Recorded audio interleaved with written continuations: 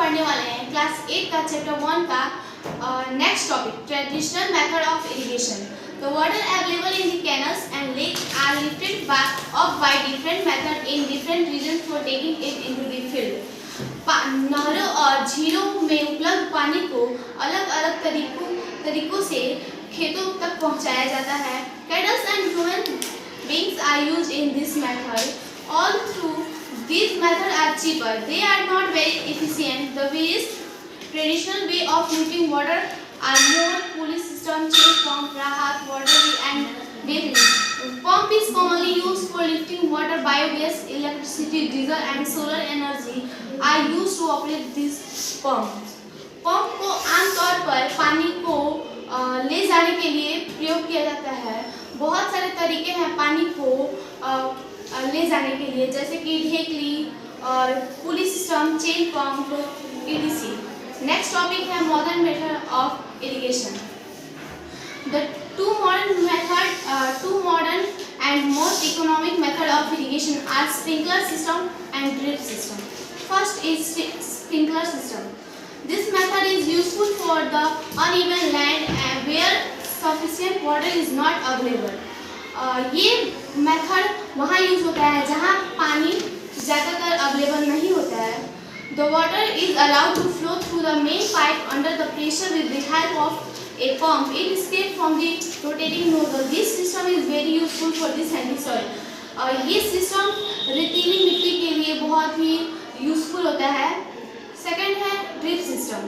Drip irrigation is also known as trickle irrigation. Drip irrigation को हम लोग trickle irrigation के नाम से भी जानते हैं। In this system the water falls drop by drop just at the root point. इस सिस्टम में पानी drop by drop root point तक पहुंचता रहता है। This method is suitable for watering fruit plants and trees. ये मेथड फल पौधे और पेड़ों के लिए ज़्यादातर सुटेबल होता है पानी देने के लिए। It is the good method of watering plants in region where water is scarce. ये बहुत ही अच्छा मेथड है जहाँ पानी की कमी होती है। सेकंड टॉपिक है प्रोटेक्शन फ्रॉम वीड्स, मीन्स खरपतवार से सुरक्षा। In a field plants other than the crop plants are grown on their own and are called weeds. Some of the commonly found weeds in field include plants like wild oat, chenopodium, parathenium, aranthus, and wild grass. The removal of unwanted plants weed from the field in which crop plants are grown is called weeding. Weeding is necessary since weeds compete with the crop plants for water, nutrients, space, air, and light. Thus, they affect the growth of the crop. Some weeds interfere even in harvesting and may be poisonous for animals and human beings. The best time for the removal of weed is before they produce flowers and seeds. खेतों में फसलों वाले पौधों के अलावा कुछ पौधे और उगते हैं जिन्हें हम लोग खरपतवार कहते हैं। कुछ आमतौर पर खेतों में कुछ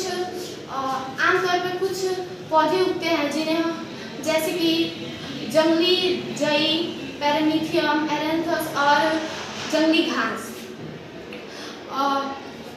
The removal of unwanted plants from the field in which crops are grown in is called weeding.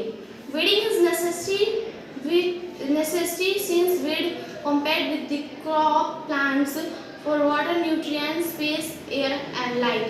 They affect the growth of the crop. ये फसल की वृद्धि को प्रभावित करते हैं। Some weed interfere even in harvesting and may be poisonous for animals and harvesting. खरपतवार को फसलों को काटने वक्त खरपतवार बाधा डालते हैं और ये मनुष्य और जानवर के लिए जहरीले भी हो सकते हैं। The best time for the removal of weed is before they produce flowers and seed. इस खरपतवार को काटने का सबसे अच्छा समय होता है फल और बीजों को आने का पहले का समय। That's all.